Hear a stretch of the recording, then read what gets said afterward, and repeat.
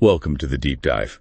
Today, we're really focusing on something specific, a topic that probably resonates if you lean towards spiritual understanding. Yeah, it's about protection, spiritual protection from, negative forces, unseen things. Exactly. And we've been looking at this pretty intense YouTube video. It's from the Mohammedan Way Sufi Realities channel. Right, a talk by Sheikh Nurjan Miramati. The title itself is quite something. Alien demon jinns are coming to devour the unprotected. Make sure you have divine protection. It is. And, for you listening, if you're someone who feels that spiritual inclination, maybe you're looking for some guidance in these complex times, this is really aimed at you. Definitely. So our mission here is basically to unpack Sheikh Nurjan's key ideas from this talk. How do you seek protection? What's this path of the seeker, the salik, really about? Okay, so let's start there. The salik, the seeker. What's the core idea Sheikh Nurjan presents? Well, he explains that a true salik isn't just anyone. It's someone with this deep, profound hunger for reality, for truth. And crucially, he says this hunger is actually placed in their heart by Allah, AJ. So it's like a divine calling almost. That helps explain why maybe these kinds of teachings don't click with everyone. Precisely. It's not a judgment, more like. That specific spiritual appetite hasn't been activated in them yet. He uses this interesting idea of taste. Taste? How so? Like you need contrast. Maybe you need to have tasted, let's say, bad food, unfulfilling spiritual paths or experiences to truly appreciate the good food, the real spiritual nourishment. I see. So it's not a passive thing. You can't just drive through for enlightenment. Not at all. It demands active searching, that personal quest, driven by that inner desire we mentioned. And that really connects to you, the listener, right? If you're feeling that desire for guidance, that's the starting point. Exactly. And building right on that, Sheikh Nurjan really stresses how vital guidance is. Finding the right guide. Okay. He talks about people who've maybe tried other paths. Yeah, he uses that horrific food analogy again.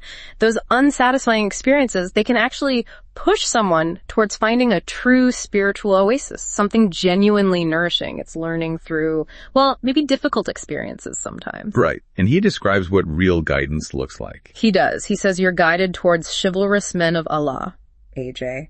People defined by good character, kindness, love, humility, real substance. That's a powerful image. Yeah. And he contrasts this with people who don't have a guide. Right. He suggests their efforts, even if they seem pious, might be wasted, maybe on pointless arguments or actions without real spiritual benefit or reward. So the guide's role is really to uplift, inspire. Yes, and lead towards inner peace. It's fundamental. So for you seeking direction, finding that trustworthy guide, that sheikh, is presented as absolutely crucial. Okay, so we have the seeker, the need for guidance, and then he introduces something pretty unique, this idea about the heart. Ah, yes, the brain of the heart. This is fascinating.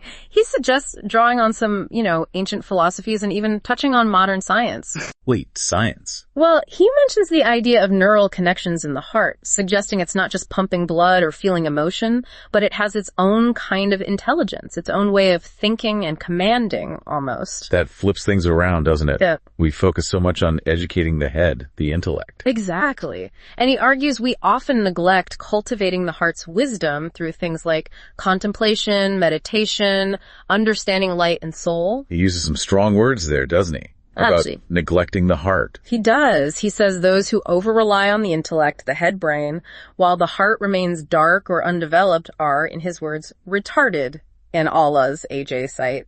It's a stark way to put it, to emphasize the imbalance. Wow. And he even connects this imbalance to potential physical issues. Yeah, he briefly mentions Alzheimer's as potentially linked to overusing the head's brain without activating the heart's potential. It's a thought-provoking connection he makes. So what's the solution he proposes? How do you activate this brain of the heart? He emphasizes starting young, ideally. Through prayer, through Islamic knowledge, focused on glorifying Allah, AJ. The idea is that an illuminated heart actually teaches the brain. The heart teaches the brain. Leads it to obedience, Yeah. to follow divine guidance, not just logic. He points to the first zikr, the remembrance, La ilaha illallah. There is no God but Allah, as absolutely key for activating the heart, for understanding your purpose. It shifts the focus from just mental belief to something deeper, more felt, which I think many people searching spiritually are looking for. Absolutely. And this heart connection is central to the next big piece, divine protection. Right. Protection from these negative forces he mentioned. How does that work according to him? He quotes the Quranic principle, wakuno ma sadiqin, keep the company of the truthful. But it's not just physical company. Yeah. It's about connecting your heart in the world of light with the awliya, the saints, the friends of God. Visualizing that connection, seeking their spiritual presence, their authority. So it's an active internal connection. Mm-hmm. And how does this relate to, say, Shaitan or Satan? Well, this is really insightful. He explains that Shaitan's power isn't independent. It's actually granted, permitted by Allah, AJ, operating through what he calls the Izzatullah, divine might, Izzatul Rasul, might of the messenger, and Izzatul Mu'minin, might of the believers.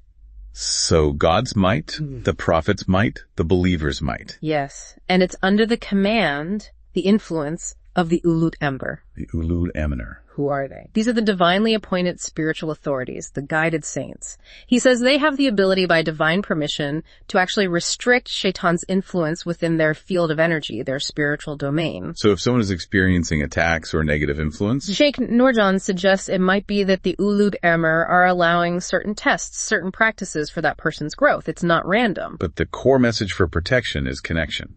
Absolutely vital. Connection with the mu'mineen, the true believers, and especially with these ulul amr, the guides, the saints.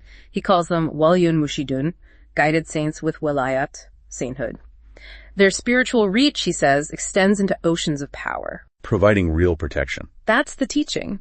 For you seeking that safety, it really emphasizes that true protection isn't just about reciting things. It's about forging these deep spiritual connections with authorized guides. And this need for connection becomes even more urgent when he talks about, well, the future threat. Yes, this is where the message gets quite direct. He speaks of a coming alien force, Jinn force, reptilian force. That sounds like something out of sci-fi, but he's serious. Very serious. And he stresses their intention is destructive. They're not coming to educate or help humanity in some benevolent way. Okay. And what about the good guys? Can't they stop them? Interestingly, he says righteous beings, by divine will, don't have permission to just directly interfere with these negative forces in that way. So protection isn't about some cosmic battle playing out externally. Not primarily. It comes back to your personal connection. He's very clear. Protection hinges on your strong link to the Izzat Might of Allah, AJ, the Izzatul Rasul, and the Izzatul Mu'minin. That same source of power we mentioned earlier. The stronger your connection, the stronger your shield, basically. Essentially, yes. He talks about this connection generating a spiritual haiba, a kind of majestic power and awe that surrounds the person. And this connection attracts unseen spiritual armies for support and guarding. Yeah. And he mentions Sayyidina Mahdi as... Yes, as the future authorized commander of these protective forces on Earth, someone who holds the allegiance of the Sultan-i-Jinn, a very powerful spiritual entity. It definitely challenges, common perceptions, maybe shaped by movies or fiction. Completely. He contrasts that with the reality, as he presents it, of the nation of Sayyidina Muhammad being the true sovereign power across all creation. The real danger, he emphasizes, is being disconnected from that spiritual power source. So for you listening and seeking guidance, the message is clear. Build and strengthen those spiritual connections now. It's crucial for your well-being. Absolutely. And he ties this beautifully into specific Islamic times and practices, like Miladun Nabi. The celebration of Prophet Muhammad's e-birth, how does that fit in? He describes it not just as remembering a historical date, but as celebrating the illumination of the entire universe when the Prophet, the spiritual sultan, arrived, a light across all realms. That's a profound way to see it, and there's a preparation period. Yes, he mentions the spiritual significance of the months leading up to it. Muharram for Tawbah, repentance, cleansing, then Safar as a time for entering the cave, which he interprets as the Mohammedan heart deepening that connection. So you purify, then you connect deeper. To prepare for the blessings of Rabiul Awwal, the birth month itself. He says this is when believers who truly love their king, Prophet Muhammad, receive a special gift. The gift. The golden key of Bismillahir Rahmanir Rahim. In the name of Allah, the most gracious, the most merciful. He says this key unlocks profound realities within the heart. But it's not just about saying the words, is it? No, he stresses that the understanding and the power of this key come through love. Through ishq, that deep, yearning, divine love for the Prophet. So these sacred times become powerful opportunities for deepening that connection and receiving those blessings. It weaves together practice, devotion, and protection. Okay, and finally he touches on who carries this authority today? These inheritors. Yes, the inheritors of the prophetic stations. He confirms that the spiritual ranks and authority of the prophets, including the prophet's family, the Alul Beit, are still present and represented on earth. Through whom? Through the Aliyah, the saints. He describes this spiritual hierarchy, the Mohammedan kingdom, with the Goth at the top, representing the king, Prophet Muhammad-ish. Below the Goth are other ranks, like Qutubs, overseeing creation. A spiritual government, in a sense. That's a good way to think of it. He mentions Tariqas, the Sufi orders, as being like finishing schools for potential candidates in this spiritual structure, though not everyone in it necessarily belongs to a formal order. And they inherit real authority. He gives the example of Prophet Joseph, as having dominion over celestial bodies, implying that this kind of spiritual authority is passed down. The core point is that nothing is outside the ultimate dominion of Prophet Muhammad. So understanding this structure gives you, the listener, a sense that this guidance and power isn't just historical, it's actively present through these inheritors. Exactly. It provides a tangible link, potentially. So wrapping this all up, this deep dive into the specific talk by Sheikh Nurjan really points towards, well, true spiritual protection and guidance coming from that active seeking. Seeking that connection with Allah, with Prophet Muhammad, and with these authorized guides, the Aliyah, Ulul Umur. And alongside that, cultivating the inner wisdom, the brain of the heart. Right. His teachings here definitely offer a powerful framework, especially if you're feeling that spiritual pull and looking for ways to navigate, well, everything, including these unseen forces he described. It really does. So, maybe a final thought for you to consider is just that. The power held within your own heart. What is your connection to these unseen realities, to this Mohammedan kingdom he describes, actually mean for you?